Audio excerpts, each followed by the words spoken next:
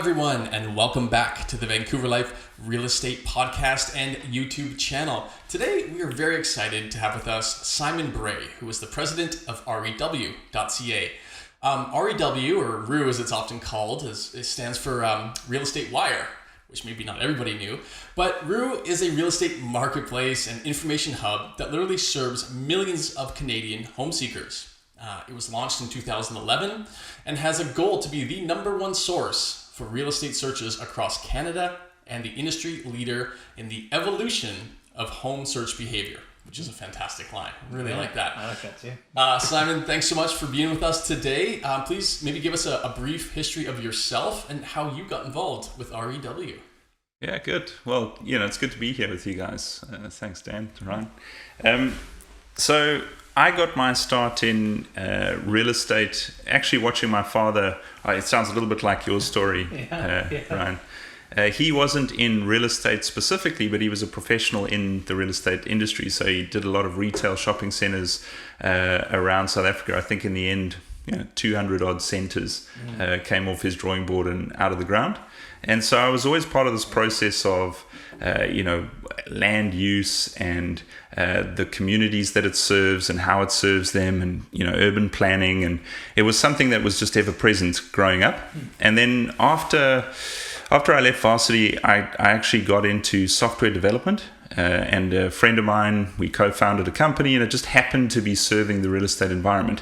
So we built out systems for, I think you call them strata here. We called them body corporates back in the South African context, but communities to self-organize and regulate how their bodies are run, and then it extended into the traditional real estate industry space. So we started building systems and tools for real estate agents and predominantly the offices, kind of the brokerages, to manage the business of real estate. And that was a fun journey, a couple of years doing that.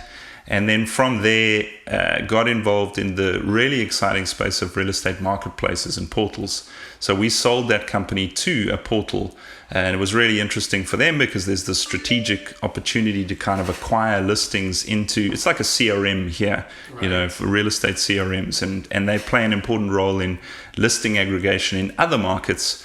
And we can get into that because the idea of an MLS is a very North American concept. Right. It's actually not a concept that has propagated most of the rest of the world. So got involved in portals and had this great opportunity to learn a whole new space. And what's exciting about the real estate portal or the real estate marketplace is this interface between the home seekers on the one side and the real estate professionals on the other side. And we can talk for hours about the industry relationship with marketplaces and portals and this sort of love-hate relationship that develops over time. But on the home seeker side, it's this really big, hairy decision that people are making in their lives.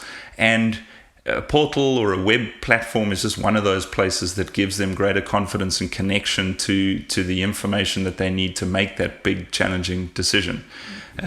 So I really loved that intersection of the two, and so have been doing it for the last, I guess, 10, 15 years in a bunch of different places around the world. So I started in South Africa, ran one of the big platforms there, and then eventually found myself in a business doing a similar thing in Spain, but we had platforms in Western Europe and Southeast Asia and Latin America. So I got to operate in a lot of different markets. And eventually here in North America. So this is actually my fifth continent working in this space and learning as I go. Not to put you on the spot, but do you have a favorite?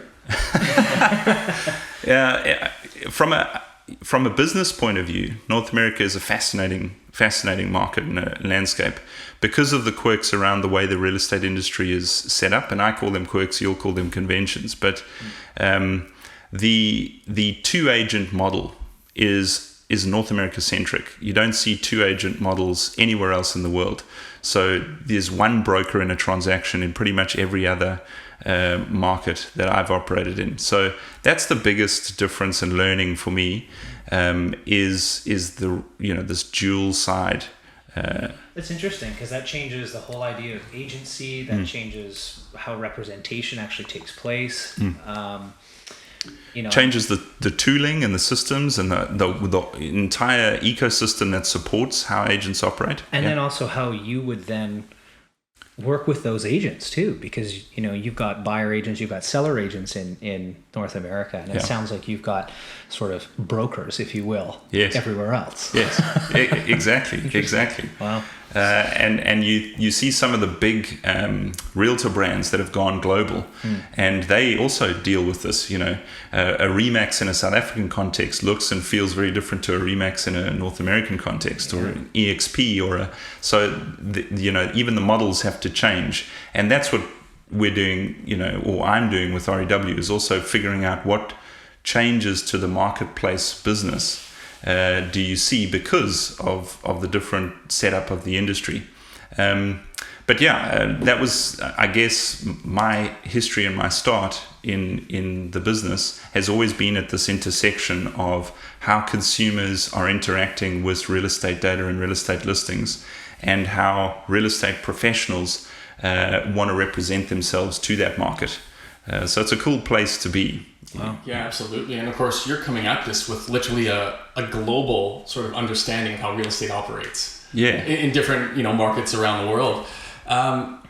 So going back, obviously, technology has changed every industry, especially real estate. I mean, there's stories of the days of when the realtors used to have to bring a printed book by people's houses and say, look, this is what's available for sale. And you just kind of flip through it and pointed at the ones you like. So, other than being able to now access every property available on the MLS online, what other great sort of behavioral changes and improvements have you seen thanks to technology in the realm of real estate? Yeah, it's one of these interesting things because it's, the frame of reference is always moving. And so it's like I guess if you're a parent and you're close to your kid every day, you don't perceive their growth and their change as much as some far distant uncle would. Correct. Yeah. And I think that's the challenge I have in the real estate space, and maybe we all do, is we just assume that what we're doing today is kind of the new normal, and we've always done that. But the role of technology in changing the industry has been significant over the last 10 years. If you think of what the home seeker experience looked like 20 years ago, 10 years ago, and today, the introduction of technology along the way has been significant to the shift. I mean, obviously in the workflow side, the workflow side is you don't run around with paper documents anymore. I haven't used a pen and paper yeah. for some time. Yeah, exactly. I haven't signed a contract with a pen in 4 years. I think it's still funny that on the electronic document, I'm still doing this weird squiggle. But you're 100% correct. Like everything in the workflow side has changed, and that's made a much greater efficiency around certain processes. Like the actual negotiation and kind of deal making side can happen now in minutes or hours instead of like this protracted process. Well, and your reach to those clients too. You may have a Canadian citizen living abroad, right, who has someone trying to buy something and they need to co-sign on a contract. Well, now it's possible within minutes, as opposed to, my dad has to fly back, right? Exactly. And I really think it's going to be even more disruptive going forward. I think, the more technology allows for reach, the more our city will become global too, right? And I think that that's kind of a tough concept for people who I think have lived here all their life to grasp. We often battle with I was born in Vancouver and therefore I deserve to buy a home in Vancouver, right? And we're living now in more of a global city than we ever have, right? With the Amazons of the world are here, Microsoft, Apple, they're all here now. Right. Yep. And they are earning global salaries and they're coming from all over the world. I've helped people from South Korea, from Atlanta, from Europe, you name it. Right. And they find us through YouTube. They find us through the podcast. They find us through Instagram. They find us through all the other social media avenues. So it's very different. Although just before we started this, we did say how referrals are still such a massive part of this Yeah. industry, but Yeah. that technology is really that medium of exchange that's changed the way referrals take place. Completely. Right. Yeah. I think that's why people always have this conversation in the kind of more traditional established real estate industry about how technology is going to disrupt the way things are done. But I've always seen it on the other side, which is that technology really enables the way things should be done and actually have always been done. Like if you're a good actor in that industry, if you're highly professional, if you know your hyperlocal market and your clients love you, well, now technology has enabled a great way for you to broadcast that like this. It's actually leverage. And expand your influence and your reach and your network. It hasn't disrupted you. In fact, it's enabled you to go and be, that much more connected to the home seekers in the market. We can talk about the role of marketplaces and technology and kind of making an industry more effective and more efficient for the consumers that are involved. But that's the way I've always seen it. It's like if there is no way for you to gauge the efficacy of a business partner, even a real estate agent in a real estate transaction, well, then you are going to default to the, how warm was their handshake and did they smile when I met them? Yeah, the human element.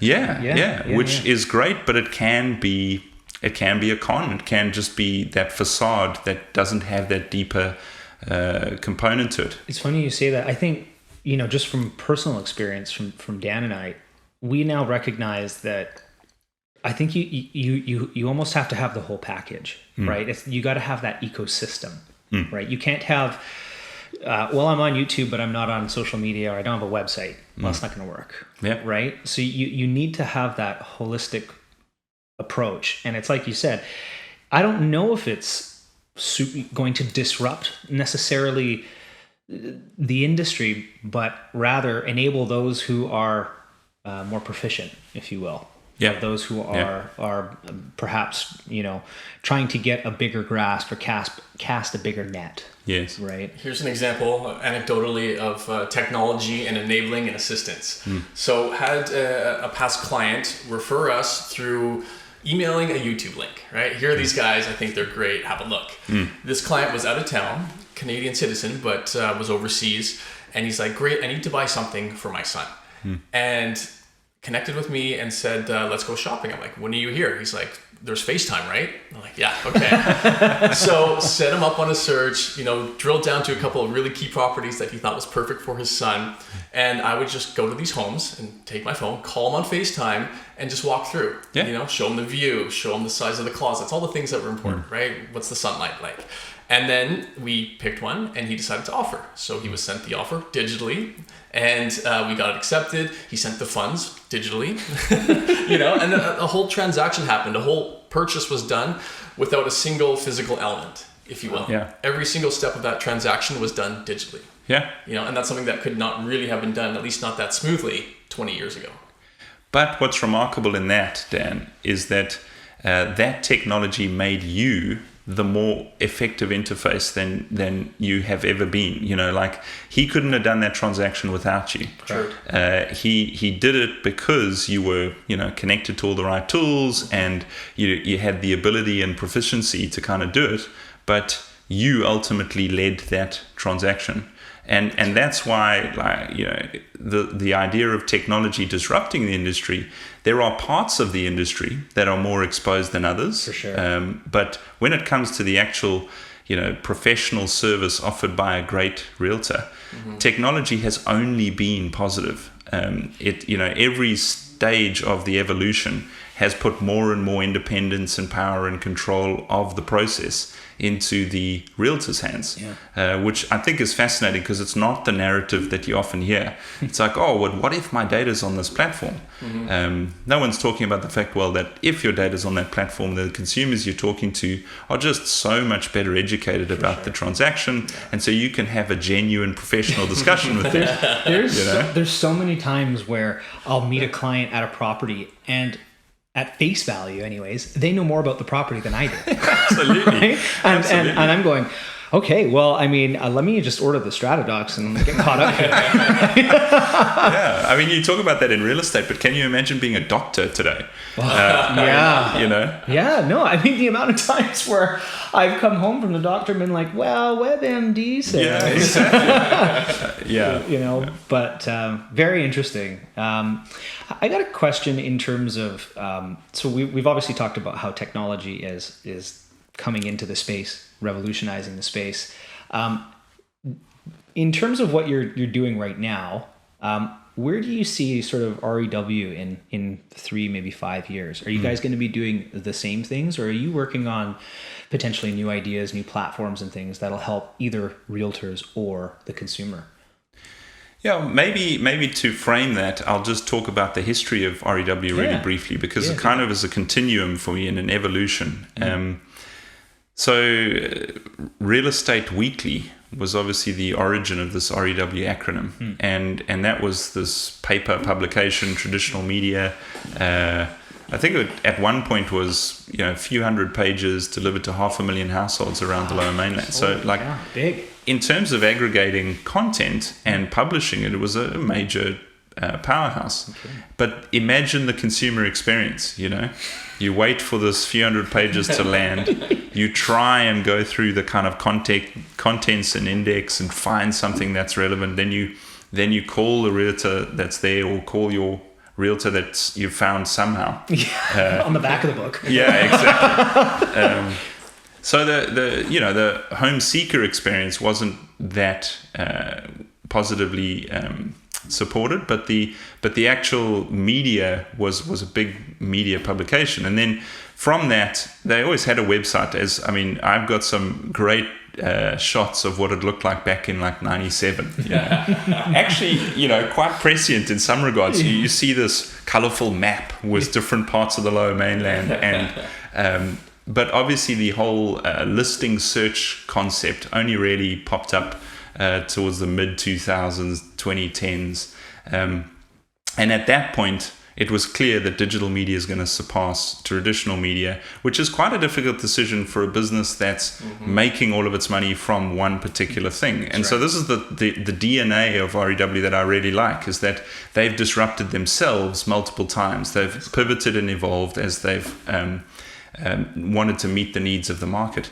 And so shifted to REW.ca and brought in all the listing search and tried to develop a service that certainly people in BC enjoyed using, and we now see that REW is one of the most used platform for real estate search, certainly in BC and Western Canada, and it's growing quickly. But what does the evolution of that look like? Well, I think to answer that question, you really have to look at what are the needs of the people that you serve, and in our case, the predominant customer is always the home seeker. Sorry.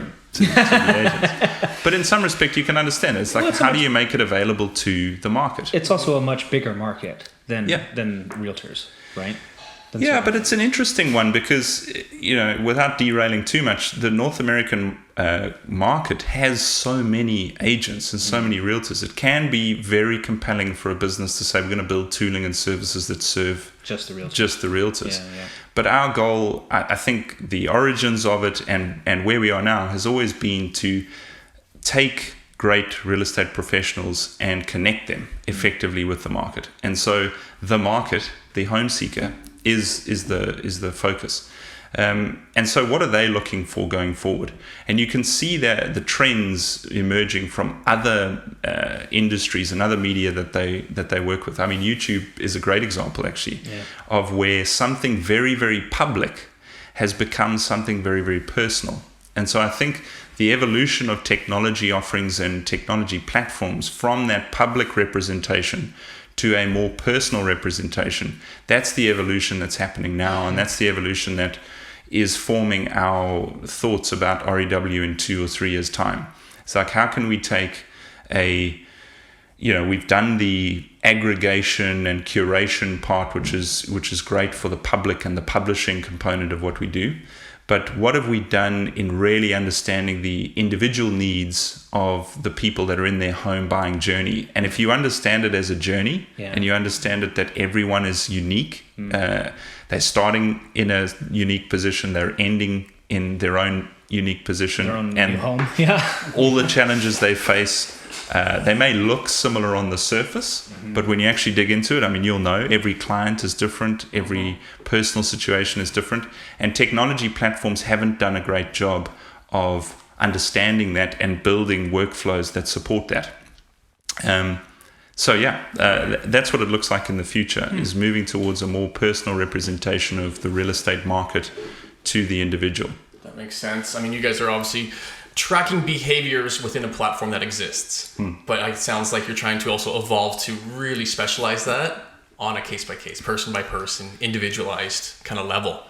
Yeah, and you don't, it doesn't necessarily, like, you don't immediately notice it. Right. But I mean, a great example is YouTube. Like, the more you consume of a particular type of media, the more of that media is served up. That's right. And so it becomes a very personal expression of your interests at that particular time. It reveals intent. Yeah. I think. And, it's interesting in some of your comments there when you mentioned how, you would, the Real Estate Weekly, you would receive a book and there was a ton of listings in it.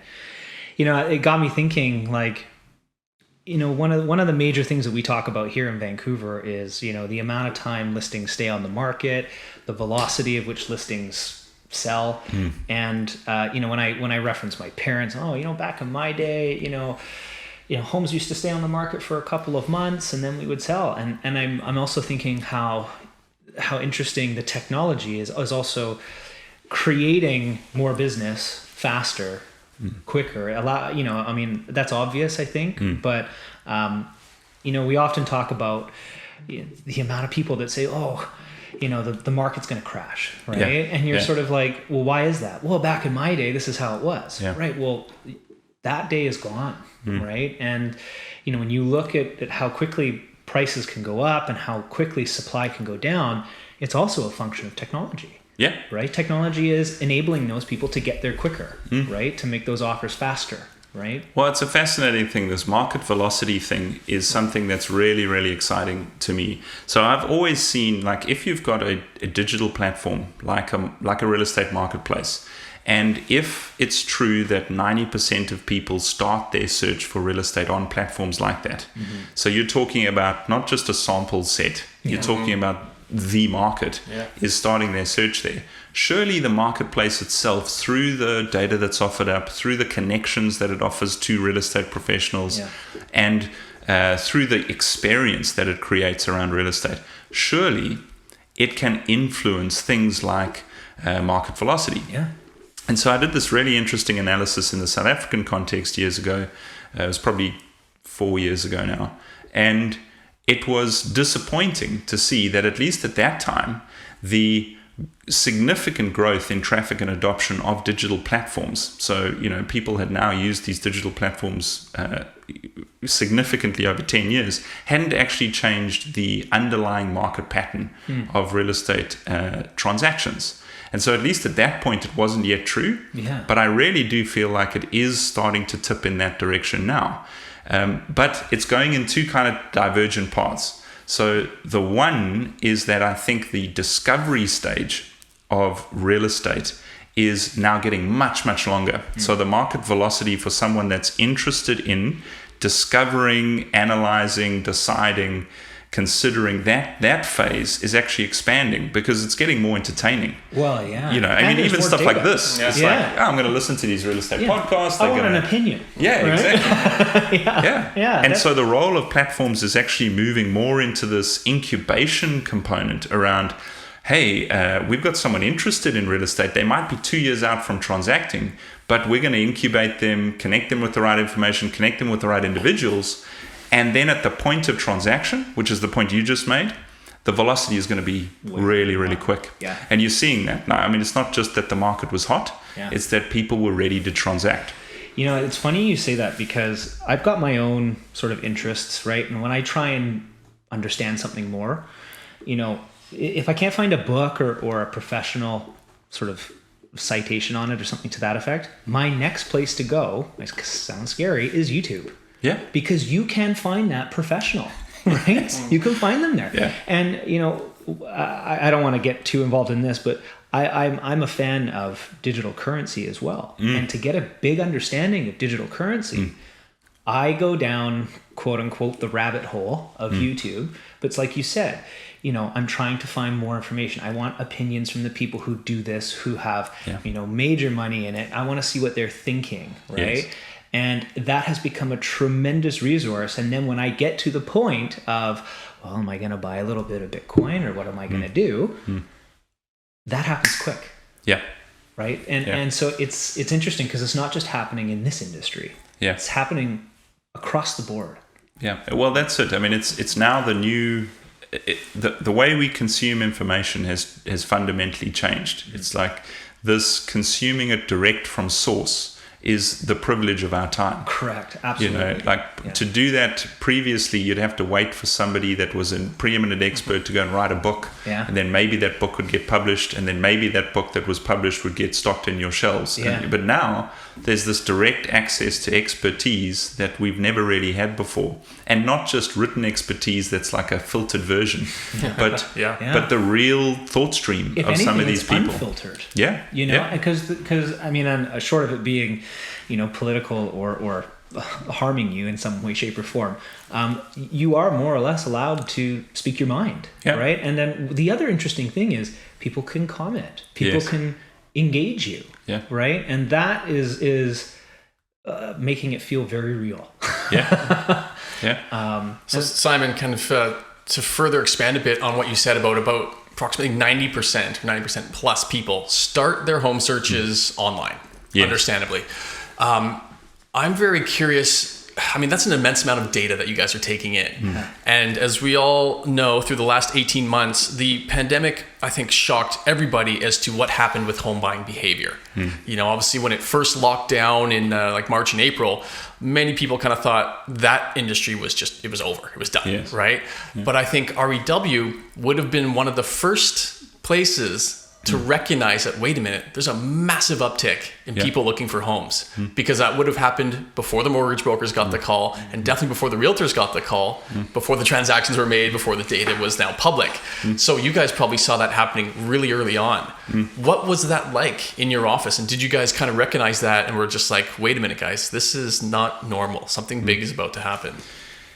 Yeah, I mean, it was a crazy time. It's like when you actually think back to what happened. So I'd moved to Vancouver in early February of 2020. So really lucky to have just in time. Well, you can imagine being stuck in limbo, and a number of people I know had been moving for work or kind of in between, and that's terrible. So we were very lucky. Arrived early February. I'd literally been in the office maybe 5 weeks before this thing broke, and we immediately started to see it in the data. So I remember mid-March, we had an almost instant drop-off. Over the course of like 3 or 4 days, we lost about half of the traffic on the website. Wow. And that never really happens. Like, to be honest, it's a very stable wave pattern across the seasons. And every year it's a little bit bigger than it was the year before because the platform grows in its adoption. But you never see this shift. You don't see this kind of instantaneous shift. And so 40-50% of the traffic disappeared overnight, gone. And then what? Because now you're at the end of March and you're thinking, well, what's going to happen? And we were like everybody else. What's happening? So we actually put out a series of surveys at that time. We asked consumers what they're thinking. We asked real estate agents what they're thinking. It's actually great going back to that stuff because nobody knew. Nobody knew what was going on. It's going to be a face-ripping rally. What? It's funny because I feel like CMHC probably should have called you for some data before they made some predictions. I mean, if you polled the industry, and we did, I mean, half of the realtors basically said, this is it, the business is done. We're going to have to find something else to do. And if you looked at the consumers, I mean, they had real concerns because they didn't know what was going on. So that none of them were that buoyant. But then what we started to see as early as like the first week of April, I mean, this is the middle of crunch, right? Yeah. The traffic started going up, and it started going up every single day. And it did that all the way through to August. Wow. Like just this big ramp up. Wow. So we had recovered traffic volume on the platform by as early as kind of mid-May. We were at previous volumes. And that was well ahead of anything really happening. And then, of course, we had the summer that we had, and we had the fall that we had. And so it was a really good market. But the sentiment definitely shifted. And I think it obviously shifted on two things. One was the affordability. So at least at the beginning, there was the price hadn't ramped yet, and the interest rate had just dropped through the floor. Yeah. So there was this great affordability opportunity for a lot of people. And then the other one was just the complete reframing of real estate as an asset class. It was like it had been, yes, a financial asset I need to get into at some point. This is how people have traditionally made money, particularly in the Canadian hot markets. Yeah. But it became this social imperative. It was like, what is life going to look like? These experiences that I invested in so heavily before, I can't really do that now. Work has changed, maybe forever. Well, I think that was a big part of it, right? Like we noticed all of a sudden people, if you had a condo, nobody really wanted it. Yeah. But if you had a house, a duplex, or a townhouse, holy cow. Yeah. Right? And I mean, once we understood, talking about disruption here, I think the pandemic was probably the biggest disruptor. Yeah. But it really was a catalyst to the things I think that were already kind of taking place in the market in many ways. And then when, employers came out and furthermore, when medical professionals came out and said, hey, you can't work, close to each other until we're all vaccinated or something to that effect. That then people went, they had that paradigm shift, right? Of, oh my God, I've got to work from home now, right? This condo is not going to work for me. Oh, money's really cheap. And then... And not enough people are talking about how big that shift actually is. There's still a feeling, and you see it even in the really big corporations like Apple. There's this internal war going on around, is this now a hybrid remote business, or is this a we're going to get back now that we can type business? And I don't think people are actually talking enough about the role of this hybrid working or remote working on the nature of cities, on the nature of real estate planning going forward, on the nature of things that people want to buy and are buying for themselves and their families. And that's not a pandemic trend. I think, to your point, Ryan, it was already happening. It got just supercharged. Came right to the top. Right? Completely through the pandemic. But it's not going away. It's like even as people come back to downtown, talk about it in the Vancouver context, we can already see some of the patterns shifting. I wish I'd bought 4 condos 6 months ago. But you can see the shift is happening back towards the city.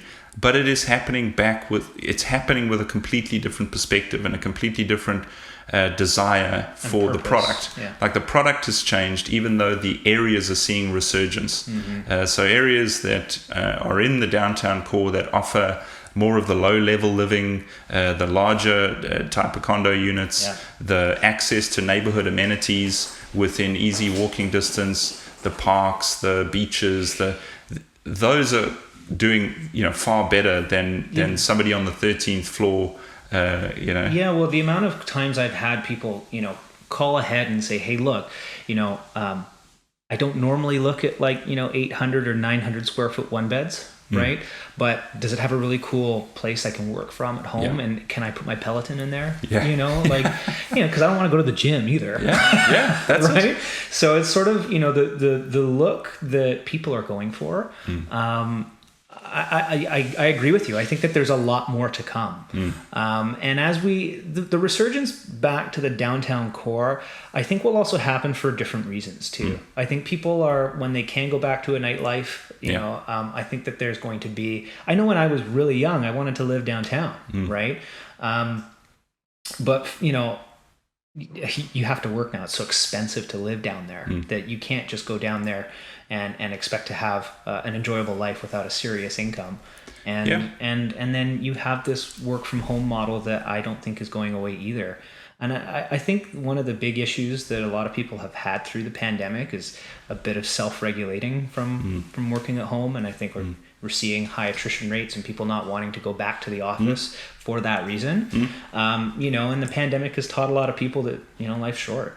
And anyways, a little bit off topic. There is all of this stuff being published at the moment about the Great Resignation, and you see that like people just taking a break from this kind of very career-focused lifestyle that they had before.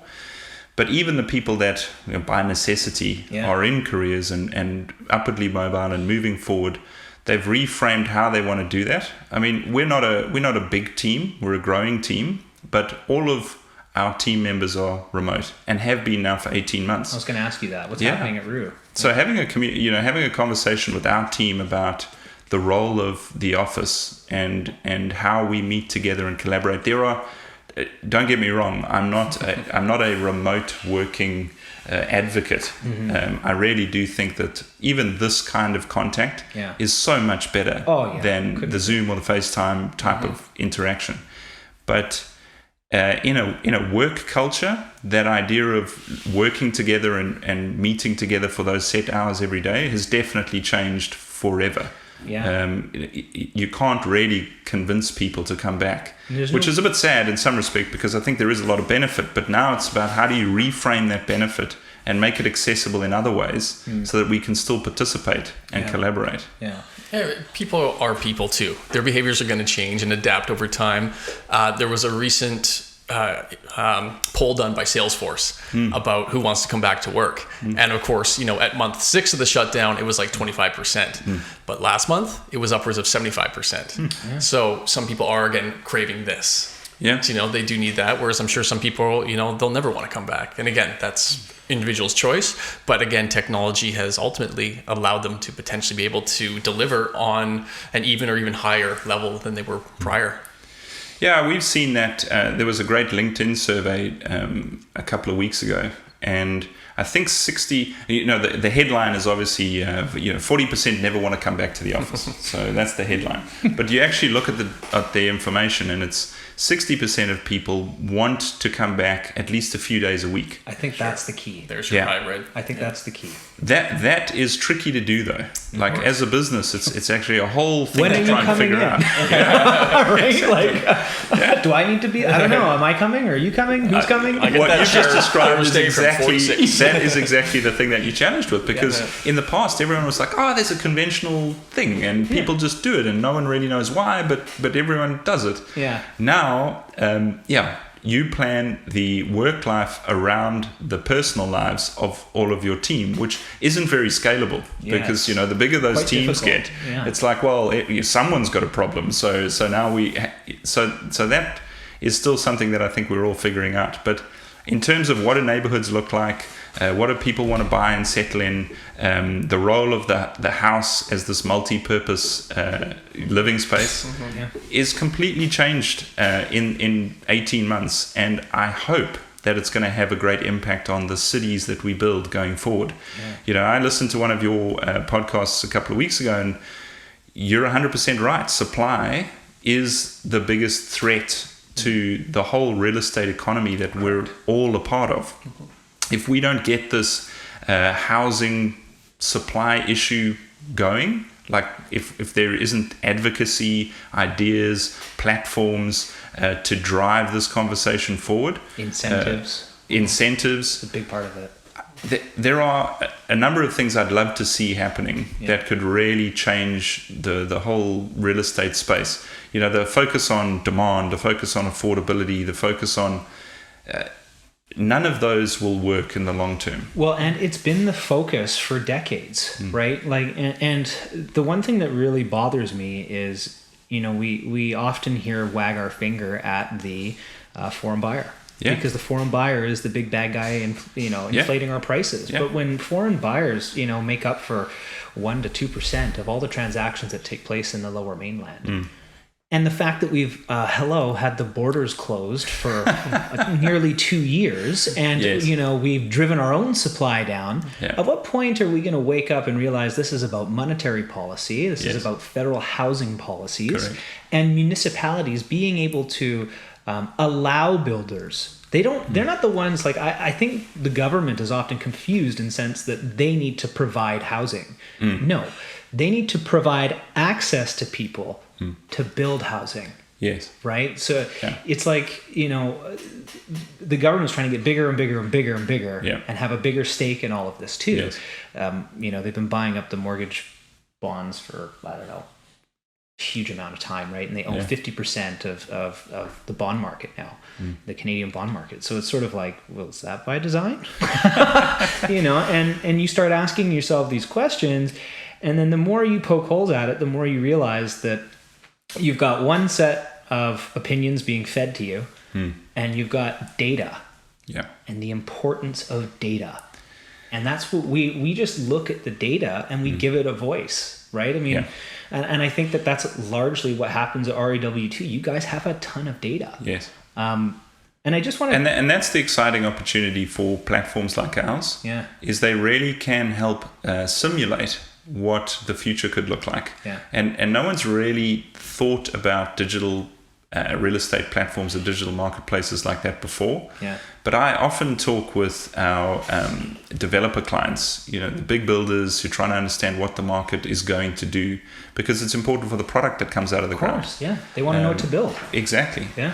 But there is so much opportunity to predictively model what people will be interested in if you just present the future to them in a digital environment.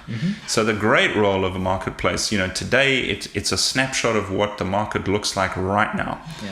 But it could also be a snapshot of what the future could look like for the next 2, 3, 5 years. And then you give people the opportunity to engage with that, and you can actually A/B test what future people want. That's right. And that kind of thing has never really happened in a digital environment, but it could. Do we want the type of zoning relaxations that are required to provide this type of densification of certain neighborhoods? Well, let's go and test it. Let's see if people engage with it. Yeah. Are people putting down deposits on places in the hope that they'll be built? There are advocacy opportunities that are not being leveraged that I'd love to see, because... Well, that's kind of why we're using YouTube. YouTube has become a Yeah. platform to advocate for these things. Yeah. And same with social media. Are you guys working with Urban Analytics? We use a lot of their data. We find them a very valuable source, but we haven't actually engaged with them directly. I feel like there'd be a good synergy between you two, because obviously you guys are data heavy. They're all data, and I think there's a lot of intel that you guys are taking in that maybe they could utilize as well. Absolutely. Yeah, I would actually welcome that. So we'll definitely reach out to them and see if we can create a relationship there. But shaping the communities and the neighborhoods of the future is all of our responsibility. Correct. And I think what you were talking about in terms of the government's role in it, I would completely agree with that. Real estate happens to be one of the industries that's very regulated. And as a result of that regulation, there is this role of the regulator in the space. But it is not just their job. It's the job of everybody that is interested in real estate to move the conversation forward. And we could build a great city. Yes. If you take some of the precepts that we stand on right now, zoning laws that were written 100 years ago. I was gonna say. Do those serve the market today? We were just discussing the pandemic and its catalyzing effect on certain trends, but that is a significantly different society to the one that existed 100 years ago. And we're trying to propagate 100-year-old law into modern society, and it just isn't serving us. And technology is widening that gap. And I think it's also, for the first time ever, it's actually poking holes in what otherwise would have been seen as, the authority and the source of decision making, right? And now we're going, well, the data, I get that you're promising that, but how are we going to build 1.4 million homes in 4 years? And we need to. Yeah. Well, but then you look at the past and you go, okay, well, hold on a second. How did we get here? And you go back and you look at the laws, the zoning. You look at, you look at population versus what the cities are actually building. And you're going, well, were these people even talking? There's so much opportunity for data to become a part of this conversation. And, it's used in many different ways too. I mean, I know that places like Zillow, things like that, you've got companies down in the States, they're more or less tech firms buying up real estate for a loss to pick up a ton of data as to what people are looking for, what they're trying to buy, all that kind of stuff. Yeah.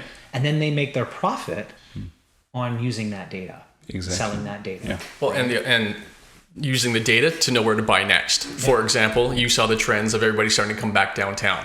Those trends probably existed back in November when it kind of hit bottom, right? And then of course you're like, well, let's go have this company buy up a whole bunch of downtown because that's where people are coming in the next 3 to 6 months, says the data. Or build. It becomes very powerful. Well, that's even more so it, right? Like you said, we saw the flock to the suburbs happen. Well, we need to build there real quick because that's suddenly where the crux of the demand is gone, and just kind of use that to help build where people really want to be. I feel that the government really could be so much more effective in their position if they consulted a lot more with industry, specifically with data heavy pieces of industry. You would know what to do. It's a roadmap. Instead of just promising people, hey, I got to build 500,000 affordable homes.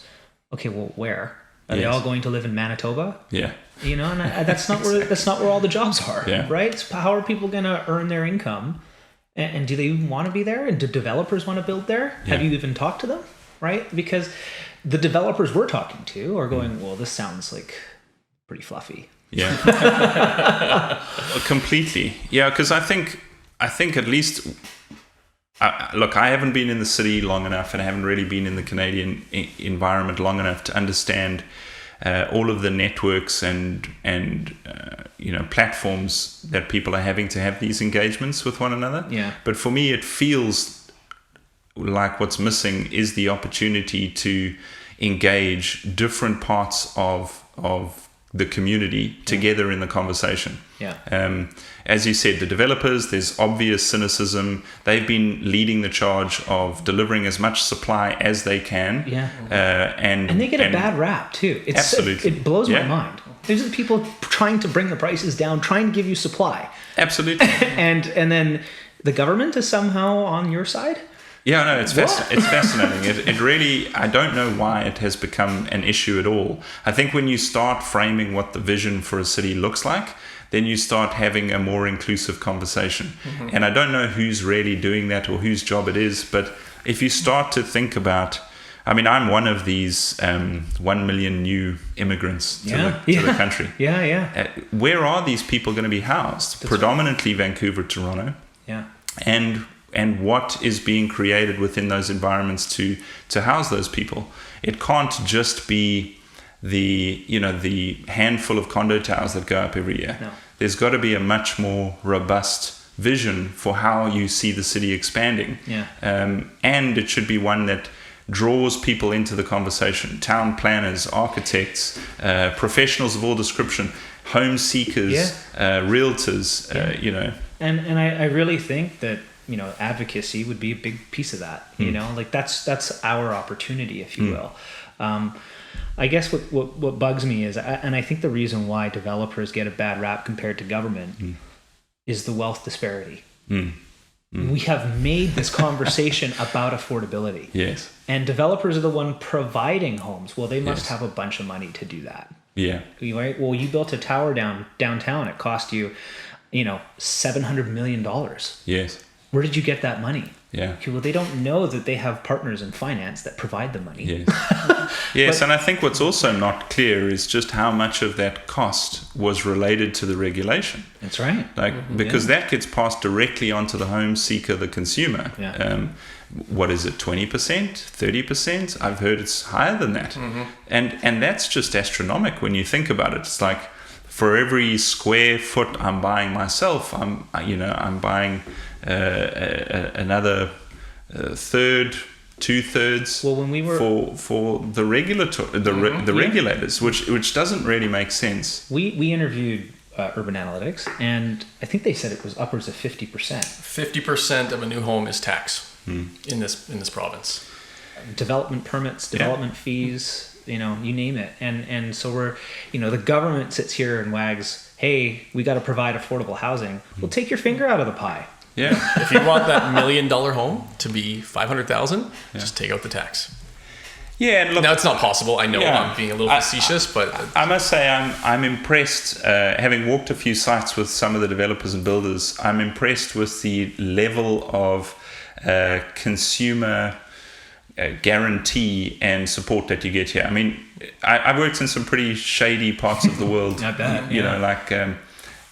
There are parts of the Southeast Asia type market where you don't really know what you're going to get. Yeah. You sort of base it all on the reputation of the builder and whether their previous buildings were okay. Correct. whereas here there is a great there is a sense of security that comes with the regulation, and that is a great benefit to consumers. Mm-hmm. But your point about 50% of the cost, I don't know if it's that high, but if it is, it feels like you're in business together. Well, that's it. At that point, there's this great opportunity to say, well, if we increase supply through whatever means necessary, well, we're going to be a big part of the profit that comes out of this. So there's an incentive for us to do it. And that's what I'd love to see, is this concept of development zones and real focus on particular areas and the private public enterprise to go and make a vision happen. That'd be very cool. And I think there are models of that all over the world. Some great models of how you can stimulate supply in a very socially conscious way, and end up with a result that serves people well. And I know we're talking a little bit about politics and development and supply. I don't know if you can't when you talk real estate. But it is important, because home seekers on our platform, if you look at their major concerns, one, it's supply. So, if we get a lot of listings, well, then we get a lot of engagement. If we have few listings, we get less engagement. It's obvious. It's a marketplace. Yeah. And then the other is affordability. And affordability is an extraordinary problem in a society like a Canadian society, where home ownership is a really big part of the GDP. It's huge. It's a really big part of the social fabric and context. It's how people retire here. Yeah. It's often real estate is seen as, well, I've got my house, right? I've paid off my home. That's my tax-free ability to sail off into the sunset, right? Yeah. And I think that's why it's such a contentious issue, because people put that as their nest egg. It's their safe, their vault. Yeah. Right? Well, there are two ways to address the affordability issue. The one way is to say that affordability shouldn't be an issue, and so maybe, and I know the CMHC, which you referenced earlier, was kind of going down this route where they're saying, well, maybe home ownership is not something we should aspire to.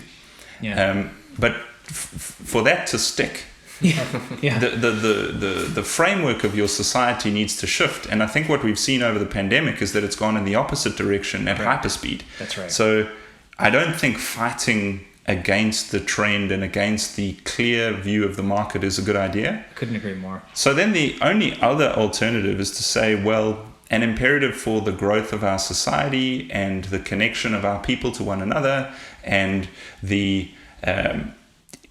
to make this Canadian vision work, we need to build houses. Yeah. I mean, it's as simple as that. It really is. We've been harping on it for a year. Yeah. Like, when are we getting more homes? We need houses and homes. Just start building. We'll find the people to put them in, right? Yeah. Like, it kind of blows my mind that it takes 18 months to get, permits approved, or, again, these are systems that artificially inflate the price as well, right? Like, if it takes 2 years to build a house, and the demand for that by the time it comes to market is going to be exponentially higher than when it was started. Well, I think the issue is the asymmetry of advocacy that occurs. So if you think about an existing neighborhood, well, it's easy to poll the homeowners that are in that neighborhood. And so the feeling is that a democratic process represents those people. And so there needs to be the consultation processes, and there needs to be the hearings and the opportunities to get certain permits approved. Correct. But the asymmetry in that advocacy is that who's advocating for the people who want to move there? Well, no one. Yeah. and that's where, a role of your digital media and what you're doing, the role even of an REW that says, hey, we've got tens of thousands of people that are interested in living here. They've expressed interest in these ways. We can actually talk to them directly if you'd like to, and find out why they want to move here, what they want to move there for, what type of product they want to buy there. That advocacy would really change the conversation, because then we're talking about what this neighborhood will be in 5 years' time, not what it's been for the last 15, 20, 50. And that's, so I think there's some cool opportunity that technology can deliver there. I haven't completely figured it out. Yeah. Is that a bit of insight into the future of REW? Or is the housing advocate and is developer? Simon going to run for mayor? I'm going to have to lose this strange South African accent before I do that. I think it's endearing. I think a fresh perspective is kind of what's pretty multicultural and open to such options. And generally speaking, I mean, we, as a society, we often live in an echo chamber. So getting context from the rest of the world, I mean, that's why, we had Vince Taylor on here a couple of weeks ago, and he looks at different markets. He looks in China, he looks all over the place, right? And it really gives you perspective on affordability, right? One of the things he said in that interview was that if you were born in Manhattan, the likelihood of you living in Manhattan is very low, just the sheer cost of living there, right? So when people have a hard time with Vancouver, right? Well, it's now becoming a global city. If you're born in Vancouver, the idea of living there is going to be very difficult. Yes. Right? And it's going to come out to fresh ideas, global perspectives, not local perspectives. I mean, the local perspective needs to be heard, sure, but it needs to integrate to a much bigger one, because how we got here is one thing, but where we need to go is going to require a completely different set of tools and solutions. Yes. Right? And I just don't think we've found that yet. Yeah, welcoming people from around the world is a fantastic privilege, because what it does is it's basically saying that we're a destination city of all of these global cities competing with one another for talent and for opportunity. This one is at the top of the pile. Yeah. So that's awesome, but it shouldn't displace people as a result of that. Like, there should be a way to balance healthy immigration and skills development and the development of the city while looking after the population that is already there. That would require them to talk, though. Absolutely. Absolutely. At a basic level. Yeah. And just make sure they don't come here to buy the real estate. Which will be interesting in the upcoming election, as it looks all but certain that foreign buyers are going to be banned. Yeah. Yet at the same time, they're putting in 400,000 plus PRs. Yeah, so it's really interesting. I've just been through that journey. Yeah. So I was looking actively for real estate when I arrived, as I had been in Spain, actually, just because I enjoy real estate and where I'm living, I'd love to be a part of where I'm living. Invested in it, yeah. And so I was looking at all sorts of different areas, but that foreign buyers tax was definitely an obstacle. Huge. Just the whole process of how it works. Thankfully now we're resident here, so that came through in the last couple of months, and so I'm proceeding with a property transaction. Yeah. And the only downside is that I missed out on a whole lot of growth. Yeah, it's exponentially more expensive now to live here. Yeah. If somebody had told me what was going to happen, the foreign buyers tax actually would have been cheap. Well, actually, it went up by more. Yeah, exactly. But yeah, this focus on the foreign buyer is I think, the issue is focused on, what are they going to buy, and if they buy, I won't be able to buy. And that is fair, because scarcity is a huge problem in the market. So solve the scarcity. Yeah. You know what I mean? Don't hit demand. Yeah, and to be honest, it's not that big a demand. As you said, I mean, REW.ca is predominantly a domestic platform. So most of the traffic and engagement we get are from local buyers.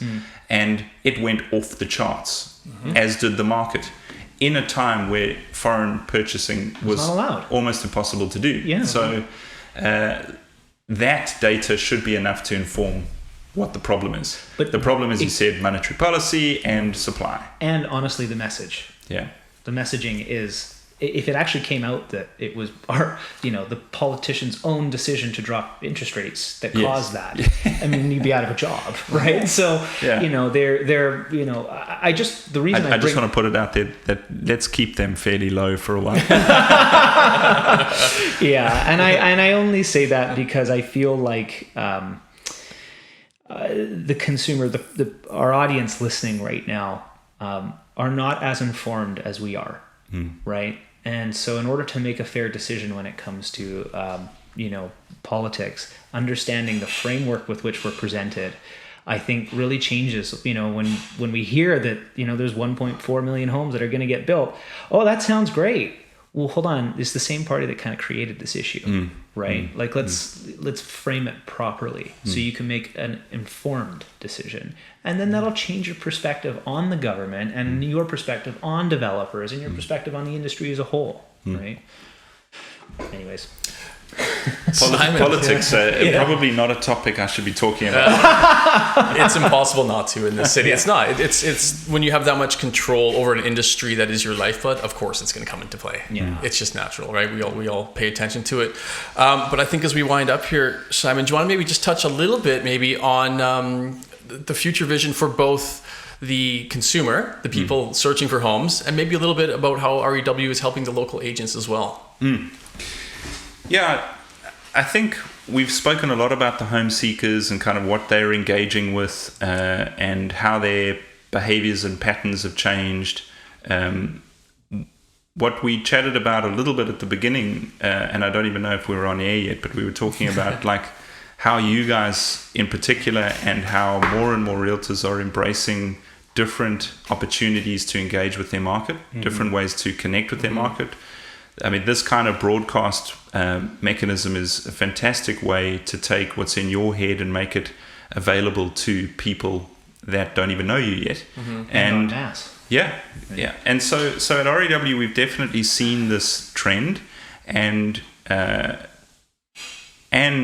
we are informed by what the home seeker is looking for, which is more information, more content, and more connection with this real estate industry, which, to your point, they didn't quite completely understand.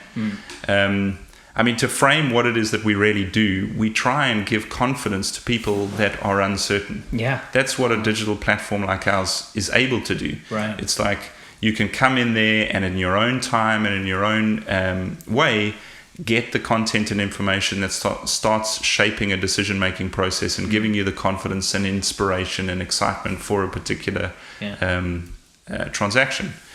But one of the ways that we see that needs to be done is in the promotion of the real estate professionals that are in the market. It's so fascinating, like as you guys do and as we do, you can see the type of information that flows around real estate. If you're talking about what's in the board statistics, if you think about what's sitting in the MLS information that's flowing within the professional industry, there is so much of that if published in a particular way would inform consumer decision making and inform consumer behavior better. But there's no one really doing that. I think realtors to better and worse degrees do it on their own. But as a platform, REW definitely wants to celebrate the work that realtors do, promote them in their hyperlocal markets, and do it in front of an intentful audience that's already looking at real estate in that particular market. And so we've launched this REW One product, which is for the realtor. And that's why we've called it One, is because we see this individual and independent role that realtors play as a professional in the ecosystem, and we want to celebrate them for their uniqueness.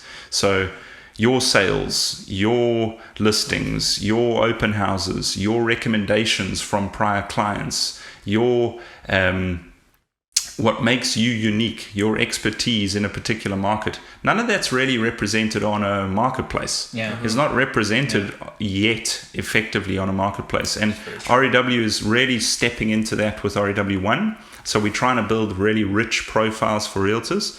And it's pretty nascent right now. You know, we're doing our best to kind of move that forward. But we've got a lot of features in the pipeline about how realtors promote themselves to the audience that's on REW, and then how they expand that and extend that to audiences that are not even on REW through retargeting on social platforms and search platforms.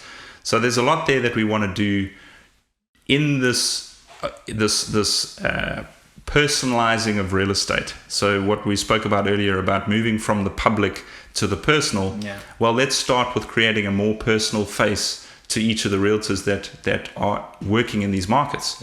And so that's what REW1 is really about at its core. And it's now a dedicated product line for us. And we really, you know, we've got our own software development team, our own kind of marketing and sales team behind it. And the idea is to build that as one of the tools and services that REW provides, one of the experiences it provides. So yeah, that's a little bit about what we're doing on the professional side of the industry. And I think in doing that, the consumers are going to benefit, because at the end of the day, a vision for a high functioning, great marketplace and great industry is one where these connections result in positive outcomes for everybody involved. You win-wins. Yeah, exactly. So if a consumer is going to meet, you know, great realtors like yourselves and get a great experience, well, then the entire industry is going to benefit from that. And REW is just a part of that industry, like everybody else. Very cool. Fantastic. I think that's a great place to wrap this up. Simon, thank you so much for your time today. For both consumers and realtors that want to find out more about REW, where do they go? Well, hopefully you know where to find it. It's .ca. We're gonna be putting out more on certain channels, a little bit like this, to try and have discussions about real estate and with real estate professionals like yourselves. So you might find us around there. But if you want to follow me personally on LinkedIn, Simon Bray, and you'll find me. Perfect. Awesome. Thanks again so much. Thanks, guys. Good show.